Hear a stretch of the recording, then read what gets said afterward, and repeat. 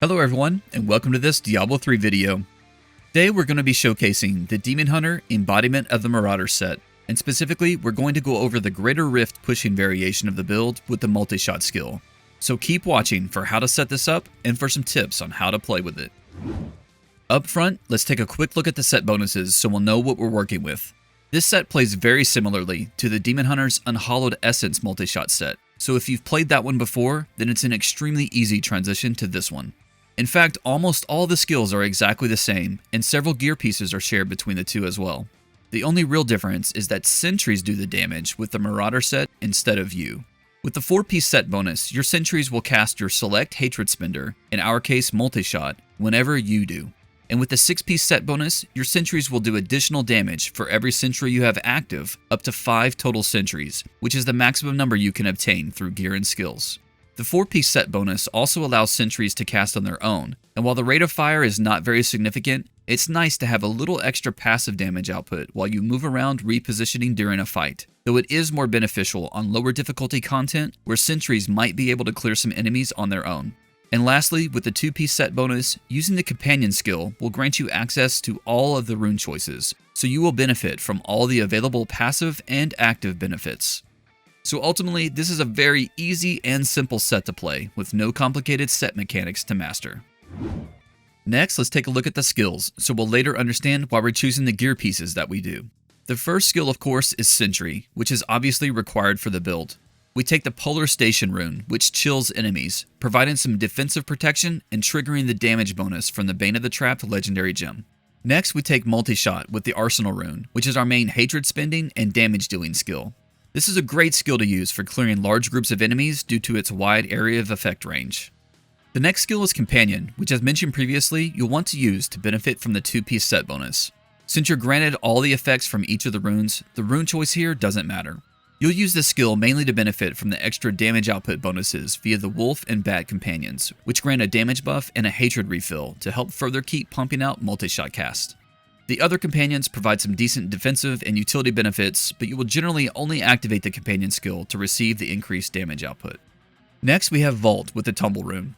This is the standard mobility skill choice for the Demon Hunter class, and is virtually mandatory to ensure you don't get trapped within monster packs and take unnecessary damage. Note that since this set requires you to take the Sentry skill, you will not be able to take the Preparation skill like you normally would with the Unhallowed Essence set, where you would benefit from Preparation's occasional discipline refill. So you'll need to be mindful of your discipline resource levels to ensure you don't run out and get stuck in a situation where you can't cast Vault. Next, we take Evasive Fire with the Focus rune. This is our primary resource generator skill and is absolutely required. Multishot can consume hatred resource extremely quickly, so you'll want a primary generator to refill it. You'll also need this hatred generator skill to trigger damage output and defensive bonuses granted by the Focus and Restraint set rings and the Wraps of Clarity bracers. And in the last skill slot, we have the Vengeance skill, which is another common staple of many Demon Hunter builds. This skill grants a significant on-demand bonus to damage output, which you'll want to use on larger packs of enemies or tougher elite monsters. We choose the Seethe rune to grant some additional hatred generation during the skill's activation period, to help ensure you have enough hatred to spend to keep pumping out those multi-shot casts. For the passive skills, the first one we take is Custom Engineering, which increases the duration of your sentries, but more importantly, allows you to have one extra sentry active at all times. This is extremely important considering the 6-piece set bonus, which grants a damage buff based on the number of your active sentries. The next passive skill is Cull the Weak, which grants a sizable damage buff against slowed or chilled enemies, which pairs nicely with the Polar Station rune used with the Sentry skill. And then we have Steady Aim, which provides another large damage buff as long as there are no enemies near you. This build can be relatively squishy, especially when using the Scorched Necklace item in the next slot, so you are inherently motivated to stay away from enemies and should benefit from this passive bonus most of the time. And for the last passive skill slot, we take Ballistics, which pairs nicely with the Arsenal rune and the Multishot skill for some additional damage output. Next up, let's go through the gear choices. For the Marauder set itself, you're going to equip 5 of the 6 pieces in the head slot, shoulders, torso, hands, and legs. In order to benefit from the 6-piece set bonus, we will need the Ring of Royal Grandeur, which we have slotted in Kanai's cube. In the waist and feet slots, we equip the Captain Crimson's trimming set pieces. With Ring of Royal Grandeur and Kanai's cube, we'll have access to the 3-piece set bonus, which grants powerful damage output and toughness bonuses from our cooldown reduction and resource cost reduction.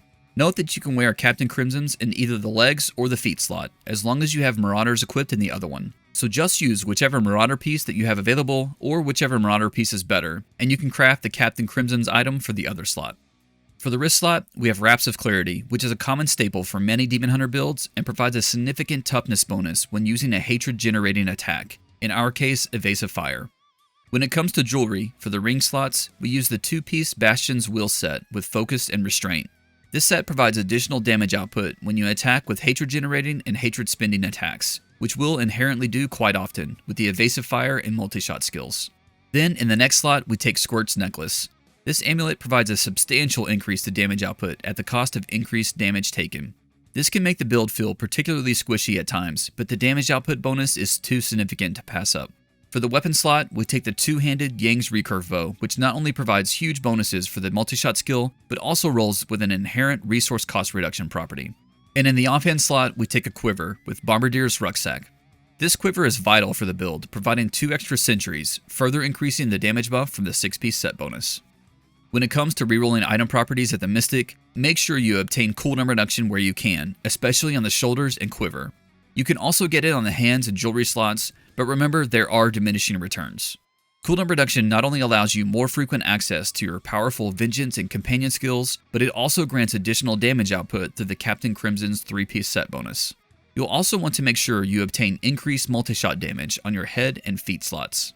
And the Arsenal rune for the multi-shot skill is fire-based, so you'll want the fire damage rolls on your wrist slot and neck slot. Next, for Kanai's Cube, in the weapon slot, we take Dead Man's Legacy, which is mandatory considering the significant additional buffs it provides for the multi-shot skill. In the armor slot, we take Zoe's Secret, which provides a much-needed toughness boost that synergizes extremely well with this set that grants you all companions via the 2-piece set bonus. And in the jewelry slot, of course, as mentioned previously, you'll need to have the Ring of Royal Grandeur to activate the 6-piece Marauders and the 3-piece Captain Crimson set bonuses. Then, for legendary gems, you'll want to go with Enforcer. Your sentries count as pets, so this gem will significantly increase their damage output outright. Next, you'll want to have Bane of the Trapped. This gem will make enemies take additional damage when they're under control and parrying effects. And remember that your sentries, with the Polar Station rune, will slow enemies, triggering this gem's effect. And for your third gem, you will want Zay's Stone of Vengeance, which deals additional damage the further you are from enemies, synergizing well with the build's playstyle. And then for regular gems, you'll go with a pretty standard loadout, with a diamond in the helm for extra cooldown reduction, emeralds in your torso and leg slots for your main stat dexterity, and an emerald socketed in your weapon for extra critical hit damage. So now that we've gone through all the setup, let's head into a few greater rifts and talk through some of the key points of the playstyle. When you first enter a rift, cast your primary hatred generator skill, Evasive Fire, right away to activate the toughness benefit from the Wraps of Clarity bracers before you take any damage. Note that you do not have to actually hit anything to gain this bonus, just casting it is sufficient. For the rest of the rift, you'll want to make sure you periodically cast it to maintain this buff at all times. Also, when you enter a rift, you want to pretty quickly get your initial 3 sentries up, and as soon as additional charges become available, get 2 more sentries down as quickly as practical. It's important to get to your maximum count of 5 sentries to get the maximum damage buff from the 6-piece set bonus. The sentry skill will have a maximum of 3 charges available at a time, but you'll be able to get to 5 stacks on the buff. Once you get the buff to 5 stacks, there's no timer associated with it, so it will last as long as the sentries last. And you also do not have to be within a certain range of your sentries to benefit from this buff. So once you've got it established, it will last virtually permanently throughout a floor, and you can comfortably move forward without needing to keep track of it. Note that this opener of getting your buffs established will need to be performed on each new floor you enter within a rift, and each time you happen to die. Next, you're ready to start dealing damage. Remember that you are motivated to keep your distance from enemies, to not only avoid taking unnecessary damage, but to also receive damage buffs from the Steady Aim passive skill and from the Zay's Stone of Vengeance legendary gem. The damage buff from the Zay's Stone of Vengeance gem is dependent on the distance between you and the monsters that are hit. The distance between the monsters and the sentries that deal the damage is not a factor. As you move forward, continue to summon sentries up ahead of you, at the edge of your screen as charges become available. And continue shooting with Multishot as much as you can, while sprinkling in Evasive Fire as needed to keep hatred filled and to maintain your toughness buff. Try to cast sentries on top of enemies so they will be slowed by the Polar Station rune effect. This helps slow them down when pursuing you, and will also trigger the damage bonus from the Bane of the Trapped legendary gem. You'll generally want to avoid casting multiple sentries on top of each other. Spread them out to get good coverage for debuffing enemies and to have multiple angles for shooting and killing. Being successful with this build requires you to understand that you do not deal damage. Damage only comes from your sentries, so don't kid yourself and get stubborn shooting at enemies without a sufficient number of sentries firing upon them as well. In fact, you don't even need to hit any enemies while you shoot. You can hide behind walls or obstacles and fire into nothing while your sentries deal damage to monsters. This is great on levels with a lot of walls and corners, allowing you to stand still longer and avoid taking damage, so leverage this where possible. Sentries are smart enough to only cast at enemies that they have line of sight on, but they will shoot at the enemy closest to them. So you'll want to be mindful of this when placing your sentries. Try to position them on the edges of an area so they'll be motivated to shoot across the enemy packs, making the most out of each shot. Since it doesn't matter if you're hitting things while casting, this frees you up to place your mouse cursor where you anticipate to use it next. You can hover over where your next sentry will be placed, or you can position it to where you might need to move next to make a quick getaway and avoid incoming damage. Getting prepped for your next cast like this will avoid the extra split second needed to move your mouse cursor across the screen and might be the difference between life and death.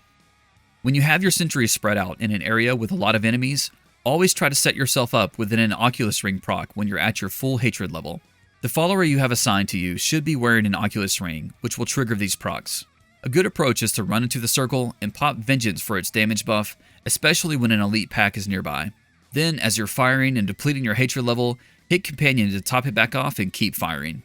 Try to stand in the Oculus Ring proc for as long as you can to benefit from its damage bonus, but don't forget to refresh Evasive Fire periodically.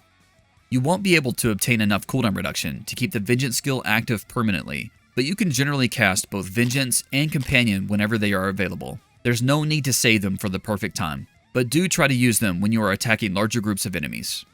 Generally, you will want to prioritize avoiding taking damage yourself over dealing damage to enemies. With Squirt's Necklace equipped, you can take a lot of damage very quickly, so avoiding hits is vital for making progress. Use Vault to move around and avoid incoming projectiles or elite affixes and stay at range, a good distance from monsters, to avoid taking unnecessary and potentially fatal damage.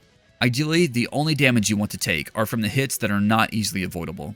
As mentioned previously, when you continue to a new level within a rift, you'll have to re-establish your 5-stack sentry damage buff. Knowing this, try not to use up your sentry charges unnecessarily at the very end of a level when you see the exit portal. You'll want to enter the next level with some sentry charges available, and ideally with some discipline available to use Vault to move around to avoid damage while you're re-establishing your buffs. So at the end of a level, you might stay put and kill a few residual smaller enemies while you build up sentry charges. Your time may be better spent doing this before moving on. So with that, we'll wrap it up. That's all there is for this video. I hope that you found something useful, and I hope you enjoy playing with this build. And as always, if you enjoyed the guide and would like to see more content, please consider liking this video and subscribing to the channel. Thanks for watching.